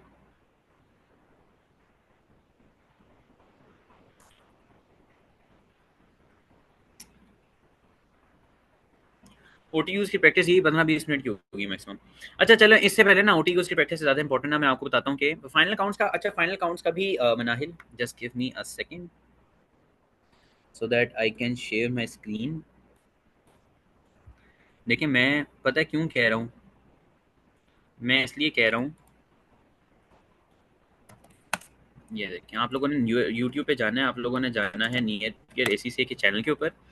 ठीक है, सॉरी, आप लोगों ने जाना है नियर पियर एसीसी के चैनल के ऊपर, आपने यहाँ पे लाइव में जाना है। ये वाला जो है इसके अंदर कंसोलिडेशन का क्वेश्चन है, इसके अंदर फाइनल काउंट्स का कंप्लीट क्वेश्चन। ठीक है, कंप्लीट क्वेश्चन है फाइनल अकाउंट्स का, इसके अंदर स्टेप बाय स्टेप एक एक चीज उसके अंदर जो है ना बताई हुई है। तो ये आपने यहाँ पे लाजमी इसको व्यू कर लेना है। ये देखें, ये फाइनल काउंट्स का क्वेश्चन है, यहाँ पे प्रॉबेबली ना कोई यहाँ पे जाके शुरू हो रहा होगा 1 आवर 30 मिनट्स के बाद। ठीक है ना, मॉस्टन को का एक क्वेश्चन था जो कि पूरा स्टेप बाय स्टेप मैंने क्या कहते हैं आप लोगों को लेकर चला था, और उसके ऊपर फाइनल काउंट्स का क्वेश्चन था ये। ठीक है, तो इसको आप लोगों ने एक दफ़ा चेक कर लेना है ताकि आप लोगों का जो है वो बिल्कुल ओटीक्यूज भी हैं, बिल्कुल बिल्कुल ओटीक्यूज भी हैं। You are absolutely right. अगर मैं दोबारा स्क्रीन शेयर कर सकता हूँ तो मैं आप लोगों को दिखाता हूँ कि इन पी टू पीज़ के अंदर ये जो पहला जो 1.5 घंटा है वो बेसिकली ओटीज़ ही ओटीज़ हैं। ठीक है, कुछ प्रैक्टिस एक दो टॉपिक्स रिवाइज किया कराए होंगे, उसके बाद जो है ना ये ओटीज़ ही ओटीज़ हैं। इसी तरह जो दूसरा वाला पी टू पी है, ये वाला, इसके अंदर भी जो है ना वो, ये देखें आप, तो ये ओटीज़ ही ओटीज़ हैं। IFRS 9 के ओटीज़ हैं, क्या कहते हैं IS 32 के ओटीज़ होंगे। ठीक है, मजीद होंगे, कुछ और भी चीज़ें होंगी, और उसके बाद फिर कंसल्टेशन स्टार्ट हो जाएगी। तो आप लोगों ने ये लाजमी देखने हैं, ये बहुत इंपॉर्टेंट हैं, बहुत ज़बरदस्त हैं। अच्छा, अब हम आज के उसके ऊपर चलते हैं। अब हम चलते हैं आज के ओटीक्यूज के प्रैक्टिस पे। अब आप मुझे बताएं कि ये इस क्वेश्चन का आंसर दें मुझे। IS 21 का छोटा सा क्वेश्चन है, अगर आपने IS 21 का लेक्चर देख लिया तो आपको पता होना चाहिए। जल्दी से जल्दी से जल्दी से।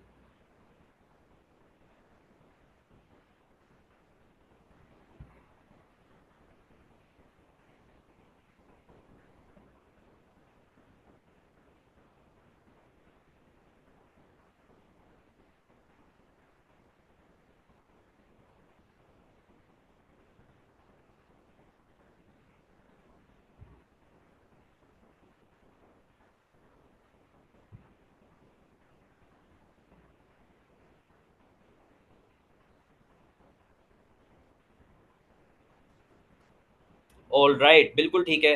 तो जो फंक्शनल करेंसी होती है वो करेंसी होती है जिसके अंदर हमारी प्राइमरी इकोनॉमिक इन्वायरमेंट जो है ना वो इन विच एन एंटिटी ऑपरेट्स, इसको हम फंक्शनल करेंसी बोलते हैं। बिल्कुल ठीक है, बिल्कुल ठीक है, बिल्कुल ठीक है। अच्छा जी, आप लोगों ने IS 21 इसका मतलब है पढ़ लिया है, राइट? तो IS 21 का ये वाला क्वेश्चन सॉल्व कर सकते हो?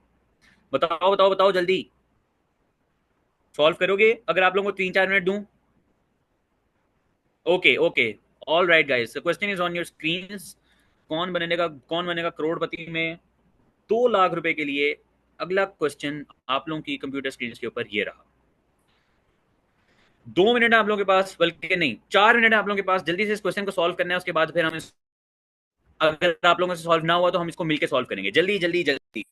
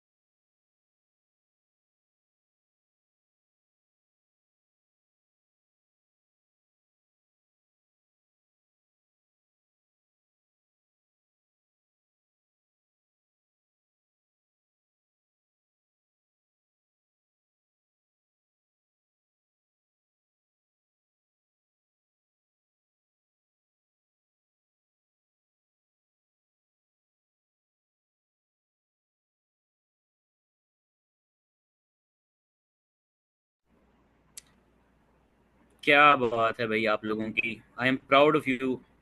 मुझे खुशी है कि आप लोगों ने बड़े अच्छे तरीके से जो है ना वो पढ़ा हुआ है, स्टैंडर्ड लेक्चर्स लिए हुए हैं। क्योंकि एग्जामिनर जो है ना वो इसी तरह के बाउंसर मारता है आपको पेपर के अंदर, और उस बाउंसर पे फिर जो है ना कुछ लोग होते हैं आप जैसे माशाल्लाह जो छक्का मार देते हैं पुल शॉट करके, और जो कुछ लोग होते हैं ना वो डक कर जाते हैं। अच्छा जी, अच्छा जी, अच्छा जी, अच्छा जी, को थोड़ा सा डिफरेंट क्वेश्चन निकालते हैं, थोड़ा डिफरेंट क्वेश्चन निकालते हैं। IFRS 15 का ये क्वेश्चन है, जल्दी से जल्दी से जल्दी से सॉल्व करना है, जल्दी से सॉल्व करना है। मैं समझा देता हूँ, मैं समझा देता हूँ लाइबा, मैं समझा देता हूँ। पहले आप इस क्वेश्चन को देखें जरा, फिर मैं पिछले क्वेश्चन समझा देता हूँ।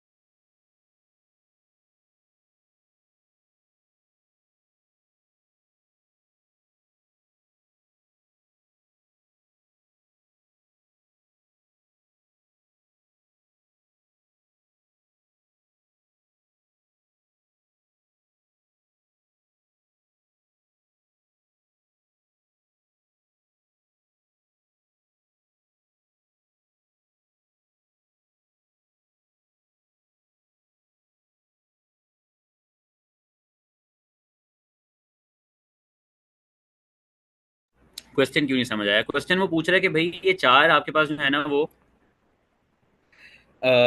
ऑप्शंस हैं।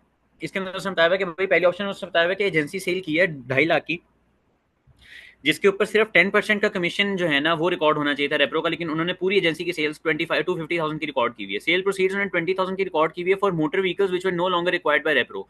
तो क्या ये सेल है? ये सेल नहीं है, ठीक है। ये हमारा प्रॉफिट ऑन क्या कहते हैं, इसका जो प्रॉफिट आएगा वो हमारा स्टेटमेंट ऑफ कॉम्प्रिहेंसिव इनकम में जाएगा, profit on disposal of non current assets के तौर पे। उसके बाद वो कहता है जी कि सेल ऑफ 150,000 30 सितंबर 20x4, ठीक है। The amount invoiced and received from the customer was 180,000 which includes 30,000 for ongoing service work to be done by Repro over the next 2 years. तो ये बात बिल्कुल ठीक लग रही है कि 180,000 की टोटल सेल्स थी, जिसमें से 150 30,000 उसने भी रिकॉर्ड किया, 30,000 से इसलिए रिकॉर्ड नहीं किया क्योंकि वो अगले 2 सालों के ऊपर स्प्रेड होगा, ठीक है। उसके बाद कहता है sales of 200,000 to an established customer who with the agreement of Repro will make full payment of on 30 September 25 Repro has a cost of capital of 10%। तो फिर 10% के कॉस्ट ऑफ कैपिटल पे इसको डिस्काउंट करके आप, क्योंकि 2 साल बाद रिकॉर्ड होनी है, 2 साल बाद ये आपको मिलने हैं, तो 2 साल बाद का 2 लाख आज के 2 लाख के बराबर नहीं है, तो आप रेवेन्यू में क्या करते हो, कॉस्ट ऑफ कैपिटल के ऊपर डिस्काउंट करके उसकी प्रेजेंट वैल्यू लेके जाते हो रेवेन्यू में, ठीक है। तो इसलिए इसका आंसर सी होना चाहिए, ठीक है। मुझे बताएं समझ आई कि नहीं आई?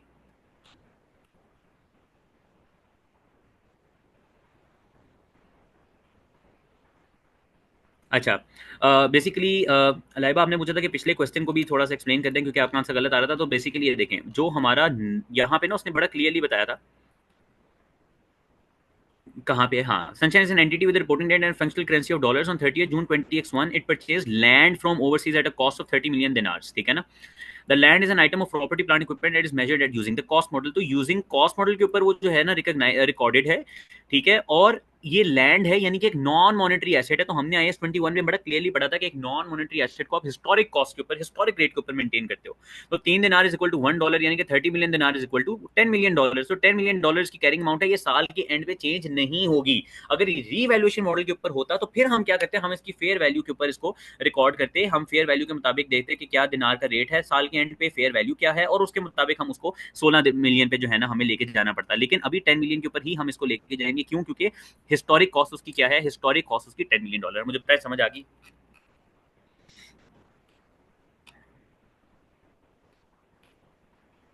अच्छा जी। अच्छा, ये एक बड़ा इंपॉर्टेंट जो है ना वो पार्ट होता है, ये एक बड़ा इंपॉर्टेंट पार्ट होता है कॉन्ट्रैक्ट प्राइस का, कंस्ट्रक्शन कॉन्ट्रैक्ट IFRS 15 का। ये वाला क्वेश्चन सॉल्व करें जल्दी से, इसके ऊपर स्पेशल एक अलग लेक्चर था, जल्दी से सॉल्व करें।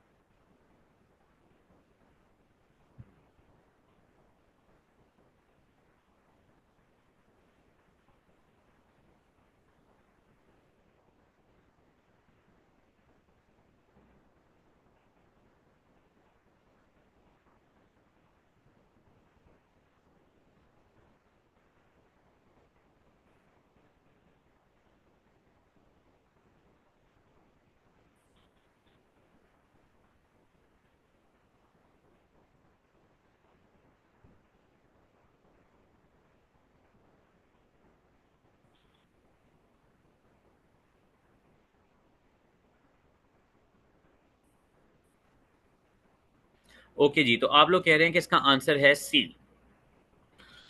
कहता है जी, BL entered into a contract with the customer on 1st November 20x4. The contract was scheduled to run for 2 years and has a sales value of 40 million. ठीक है जी, obligations over time, cost incurred to date हमारी cost of sale होती है, estimated cost of completion हम यहाँ पे ignore कर देंगे क्योंकि हमने सिर्फ रिकॉर्ड करनी है प्रोग्रेस। उसने हमें ऑलरेडी जब परसेंटेज दे दी है तो हम अपनी परसेंटेज कैलकुलेट नहीं करेंगे। 45% की उसने हमें प्रोग्रेस बता दी है, 45% को मल्टीप्लाई करेंगे 40 से, तो आंसर आता है 18 मिलियन। क्या बात है यार, जीतते हो आप लोग। आप लोग सेशन अटेंड ही क्यों कर रहे हो यार? आप लोग सीधा जाके पेपर दो, चलो जाओ, शाबाश, माशाल्लाह सब आता है यार आपको। Very good, very good, I am really happy for you guys. माशाल्लाह आप लोगों को सब आता है, this is very good, very good, very good. अच्छा जी, लो यार, ये एक आखिरी होती है क्योंकि थोड़ा सा टेक्निकल है, इसको शायद थोड़ा सा टाइम लगे।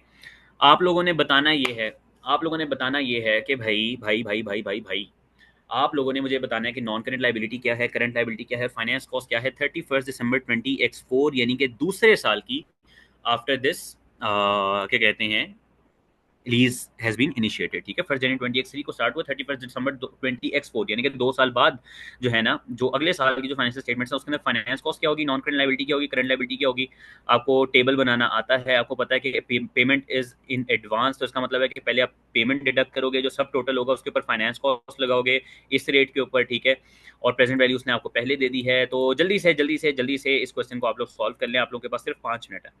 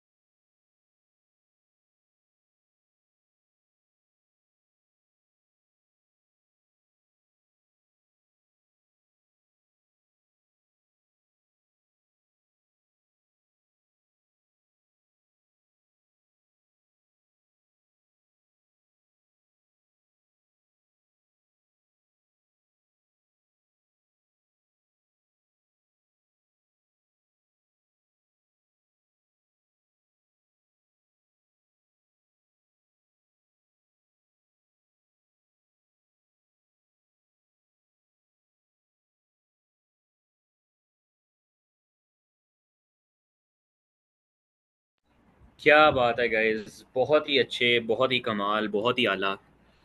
आप लोगों ने बिल्कुल ठीक जवाब दिया। आप लोगों ने, इसका मतलब है बिल्कुल ठीक टेबल बनाया। आपको पता है कि पहले हम लोग क्या कहते हैं, पेमेंट माइनस करते हैं, फिर उसके बाद जो सब टोटल होता है हम उसके ऊपर फाइनेंस कॉस्ट कैलकुलेट करते हैं। अगले साल का जो सब टोटल है वो हमारी इस साल की नॉन करंट लाइबिलिटी होती है, और इस साल की जो फाइनेंस कॉस्ट है हमारी फाइनेंस कॉस्ट होती है। कमाल हो गया, ज़बरदस्त हो गया। अब मुझे बताएं कि अगर आप लोगों की कोई एग्ज़ाम अटेम्पटेशन के हवाले से कोई क्यूरी है, किसी चीज़ से स्पेसिफिक कोई आप पूछना चाह रहे हैं, तो आप मुझे बताएं। आप लोगों के क्वेश्चंस जो हैं वो मैं अब टेकअप करूँगा, और उसके बाद फिर हम इस सेशन को वाइंड अप करेंगे। How to secure marks, wow यार, what a question. By answering questions यार, सिंपल। जैसे जैसे आंसर क्वेश्चन करते जाओगे वैसे वैसे हर ओटी के 2 नंबर मिलते जाएंगे भाई। देखो, रिक्वायरमेंट को बहुत गौर से पढ़ने की बहुत ज़्यादा जरूरी है। Exam time management, good question Manahil. Exam time management is very very very very very very very very easy. अगर आपको सिर्फ पता लग जाए कि भाई आपने टाइम ट्रैप नहीं होना। आपको पता है टोटल 100 मार्क्स का एग्जाम है, 300 मिनट्स हैं आपके पास। इसका मतलब क्या है, 300 मिनट्स हैं, सॉरी 180 मिनट्स है आपके पास, 3 घंटे हैं, हाँ सॉरी 3 घंटे आपके पास, 180 मिनट्स है। तो उसका मतलब है कि 1.8 मिनट पर मार्क आपके पास है। यानी कि अगर एक 2 मार्क्स का ओटी है ना, आप पल्ले बांध लो अपने के 3.5 मिनट से ज्यादा इस ओटी के ऊपर नहीं लगाने। अगर लग रहे हैं फ्लैग करो, आगे जाओ। हो सकता है अगले 3 क्वेश्चन आप 3 क्वेश्चन 3 मिनट के अंदर कर लो, यानी 1-1 मिनट के अंदर। तो वहां से जो आपका टाइम सेव होगा, फिर आप एंड पे अपने उस ओटी को रिविजिट कर लो। ठीक है, इसलिए एक क्वेश्चन के ऊपर बहुत ज्यादा टाइम नहीं लगाना। हम क्या करते हैं, हम एक क्वेश्चन के ऊपर बहुत ज्यादा टाइम लगा देते हैं, जिसकी वजह से हमारा जो है ना, हम टाइम ट्रैप हो जाते हैं। कंसोलिडेशन का क्वेश्चन होगा, हम उसके अंदर लिख ही जाएंगे, लिख ही जाएंगे। फाइनल काउंट का क्वेश्चन होगा, इंटरप्रिटेशन का होगा, हम लिख ही जाएंगे, लिख ही जाएंगे। भाई उसने आपको अगर टोटल मार्क्स 14 है ना, उसने आपको 14 में से 16 नहीं दे देने, उसने आपको 14 में से 14 ही देने। व्हेन यू थिंक आपने इनफ लिख दिया है तो बस फिर आगे चलो, छोड़ दो। ठीक है, तो 3.5 मिनट्स पर मार्क से ज्यादा आपने पर क्वेश्चन से ज्यादा, सॉरी 3.5 मिनट्स पर क्वेश्चन से ज्यादा आपने, कुछ भी हो जाए, कुछ भी हो जाए, कुछ भी हो जाए, आपने नहीं लिखा। That's it. बाकी एग्जाम टेक्निक यार यही है कि बस आप जो है ना, प्रैक्टिस ज़्यादा से ज़्यादा करें। ठीक है, प्रैक्टिस ज़्यादा से ज़्यादा करेंगे, आपका टाइम भी कम लगेगा एग्जाम में, और उसके अलावा आपको जो है ना वो कॉन्फिडेंस भी होगा, और आप इजीली क्वेश्चंस वगैरह भी सॉल्व कर सकते होंगे।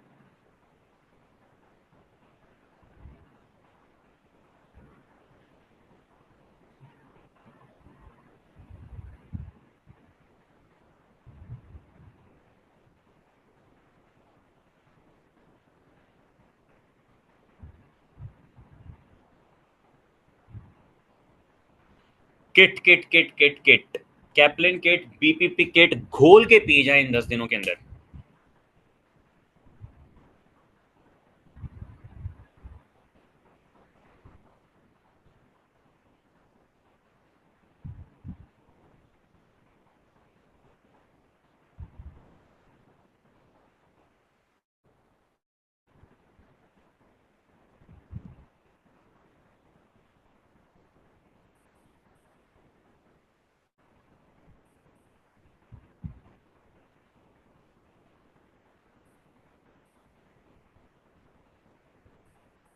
मैं बिल्कुल ये क्वेश्चन करा देता हूँ, मैं बिल्कुल ये क्वेश्चन करा देता हूँ, कोई मसले वाली बात ही नहीं है। ये देखें जी, ये मैं शेयर करने लगा हूँ एक्सेल की स्क्रीन, और इसके ऊपर मैं लेकर जाऊँगा इस क्वेश्चन को, और हमें क्या कहते हैं, इस क्वेश्चन को हम ले जाएंगे यहाँ पे। यहाँ पे आ जा भाई, तो यहाँ पे आ जाओ भाई। जिसको क्वेश्चन नहीं समझ आया, जिसका क्वेश्चन आंसर ठीक नहीं आया, वो देख ले भाई। देखो भाई, हमें पता है, हमें पता है, हमें पता है, हमें पता है, क्या पता है हमें, क्या पता है हमें। हमें पता है कि सबसे पहले आती है प्रेजेंट वैल्यू ऑफ लीज। अच्छा, सबसे पहले आता है ओपनिंग बैलेंस। ठीक है, ओपनिंग बैलेंस। ठीक है, जब एडवांस की पेमेंट हो तो हम कहते हैं पहले हम इंस्टॉलमेंट पेड माइनस करेंगे, सब टोटल आ जाएगा। सब टोटल के ऊपर हम फाइनेंस कॉस्ट लगाएंगे, तो हमारा क्लोजिंग बैलेंस आ जाएगा। ठीक है, सब टोटल आ जाएगा। सब टोटल कैसे आएगा, opening balance minus instalment paid. Finance cost कैसे आएगी, ये multiplied by rate implicit in the lease, effective rate which is 8%, ये इंटू 8%, ये हमारी फाइनेंस कॉस्ट होगी। और क्लोजिंग बैलेंस कैसे आएगा, क्लोजिंग बैलेंस आएगा सब टोटल प्लस फाइनेंस कॉस्ट। ठीक है, अच्छा जी, इंस्टॉलमेंट पेड किया जी, इंस्टॉलमेंट पेड है हर दफा 20,000 की। ठीक है, 20,000 की इंस्टॉलमेंट पेड है। ओपनिंग बैलेंस उसने बता दिया जी 86,240 है, 86,240 का ओपनिंग बैलेंस है। ठीक है जी, अच्छा जी, अगले साल का ओपनिंग बैलेंस क्या होगा, पिछले साल का क्लोजिंग, ओहो, अगले साल का ओपनिंग बैलेंस क्या होगा, पिछले साल का क्लोजिंग बैलेंस। ठीक है ना, ईयर 1, ईयर 2, और ईयर 3 हमें बस यहीं तक चाहिए। ठीक है, उसके बाद मैं इन सबको कॉपी करके यहाँ पे पेस्ट करूँगा और इसको भी मैं कॉपी करके यहाँ पे पेस्ट करूँगा। तो ये देखें, अब जो है ना आप लोगों ने ज़रा गौर से देखना है। ये देखें, बहुत ही आसान, देखें 2 मिनट में क्वेश्चन सॉल्व हो गया, लेकिन इसके पीछे प्रैक्टिस है। ईयर 2 की हम बात कर रहे हैं, 1 जनवरी 2023 में स्टार्ट हुई है, वो 31 दिसंबर 2024 ईयर 2 की बात कर रहे हैं। तो ईयर 2 की फाइनेंस कॉस्ट तो ये है 4123, लेकिन ईयर 2 की लाइबिलिटी क्या है 55,000। लेकिन इस 55,000 में से करंट कितना है, नॉन करंट कितना है? नॉन करंट वो है जो अगले साल भी पे करना रह जाएगा, यानी कि 35,662 इंस्टॉलमेंट पेड। अगले साल हमने 20,000 पे कर देना है, ये 20,000 हमने अगले साल पे कर देना है, तो ये करंट लाइबिलिटी है। तो अगर 55,662 में से मैं ये 20,000 माइनस कर दूंगा तो मेरा रह जाएगा 35,662, ये मेरी नॉन करंट लाइबिलिटी है। मुझे बताएं, समझ आ गई? समझ आ गई? समझ आ गई? समझ आ गई?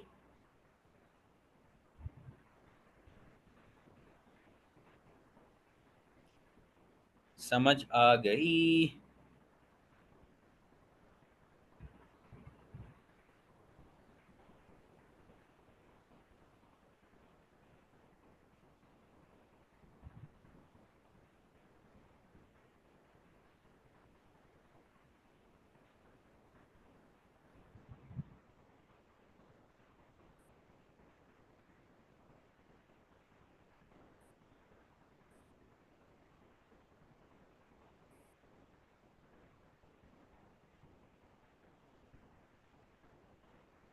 सारे सेक्शन में अच्छे मार्क्स आ सकते हैं। मेरे 99 थे, इसका मतलब है कि सेक्शन ए में 30 में से 30 थे, सेक्शन 2 में 30 में से 30 थे, सेक्शन 3 में सी में जो है वो 40 में से 39 थे।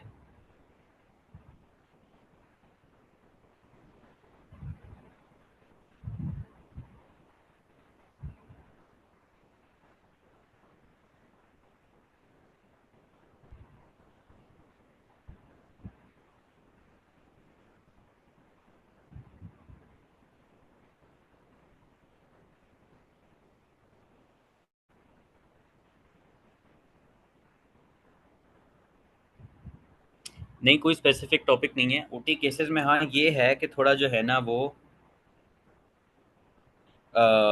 थोड़ा सा ऐसा है कि IFRS 16, IAS 16, IS 38, IS 36, in standards में से थोड़े से आ सकते हैं, लेकिन मैं ये नहीं कहूँगा कि इन स्टैंडर्ड्स में से आते हैं। It can be from anywhere, किसी भी टॉपिक में इसको बना सकता है। Alright guys, if that's it, I think we can wind it up here. इंशाल्लाह आई ट्राई कि आपके एग्जाम से पहले एक और सेशन हो जाए लाइव आप लोगों के साथ, जिसके अंदर हम मजीद कोई प्रैक्टिस कर लें, एक सीआर कर लें, कुछ छोटीज़ कर लें। बाकी आप लोगों को जो यूट्यूब के ऊपर मैंने दिखाए हैं और जो आपके नियर पे के पोर्टल के ऊपर शो हो रहे हैं, वो लाजमी आप लोगों ने सेशंस लेने हैं, उनके बगैर आपने एग्जाम में नहीं जाना। ठीक है, इंशाल्लाह आपसे मुलाकात होती है अगले सेशन में। तब तक के लिए इजाज़त, अल्लाह हाफिज़, best of luck for your exams, best of luck, thank you so much, thank you so much, I am glad it was helpful, and best of luck for your exams. अल्लाह हाफिज़।